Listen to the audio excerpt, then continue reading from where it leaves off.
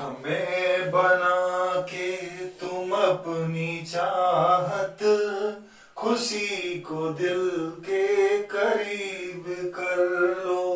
हमें बना के तुम अपनी चाहत, खुशी को दिल के करीब कर लो। ध्वनि बढ़ाएंगे तुमको ऐसी, ध्वनि बढ़ाएंगे तुमको ऐसी, एक बार तो यकीन तो कर लो। ए बना के तुम अपनी चाहत, खुशी को दिल के करीब कर लो। तो दोस्तों, आज का टॉपिक है आवृत्ति के आधार पर ध्वनि तरंगों के प्रकार। कई एग्जामों में क्वेश्चन पूछे जाते हैं दोस्तों।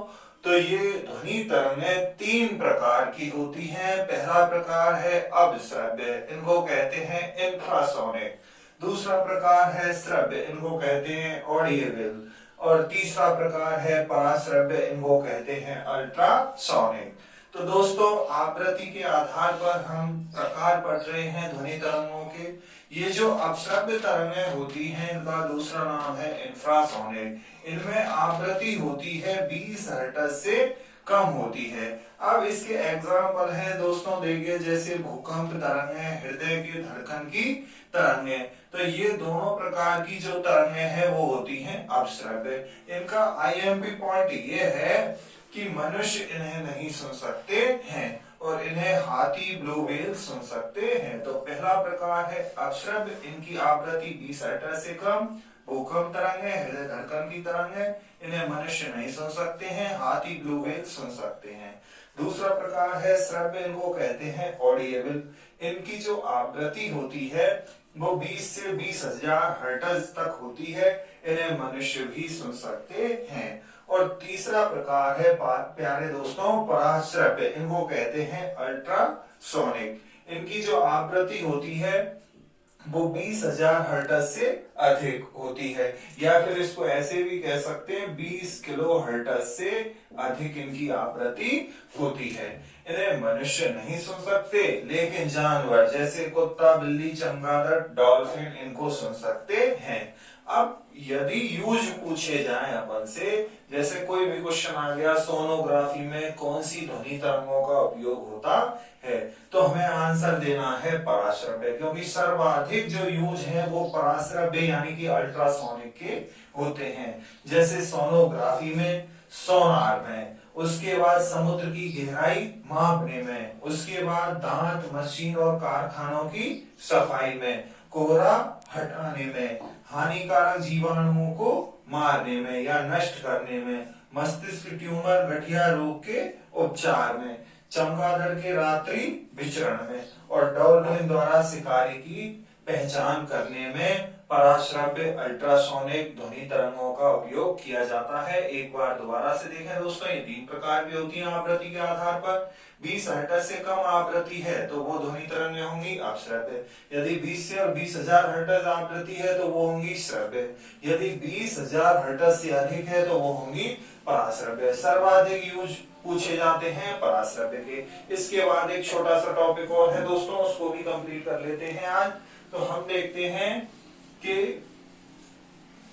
कई क्वेश्चन आते हैं कि सबसोनिक, सुपरसोनिक और हाइपरसोनिक विमान या मिसाइल कैसे, कौन सी होती है, किस प्रकार उसको निर्धारित किया जाता है। तो दोस्तों, उसको निर्धारित करते हैं हम मैक संख्या के आधार पर।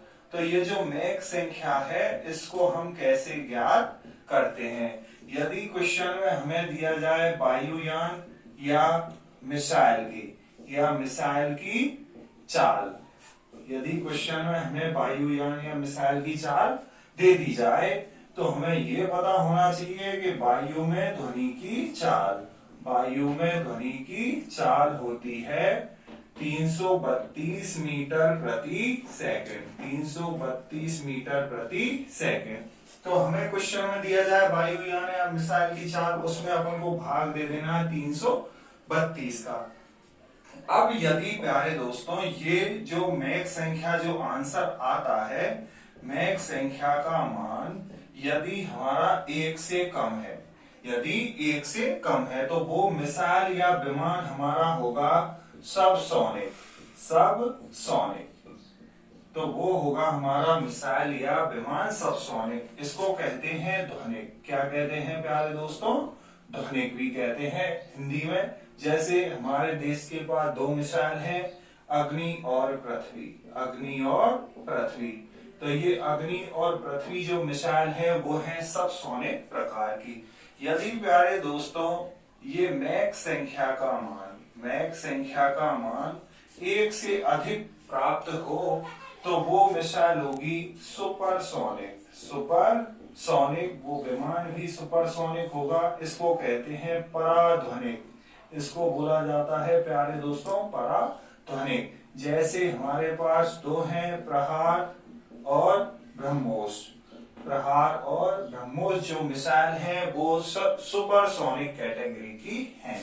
यदि प्यारे दोस्तों इस मैक संख्या का मान आ जाए 5 से अधिक तो वो मिसाइल या विमान हमारे पास होगा हाइपरसोनिक, हाइपरसोनिक। और इसको बोला जाता है अति पराध्वनिक, अति पराध्वनिक इसको बोला जाता है। हमारे पास इसके भी उदाहरण हैं।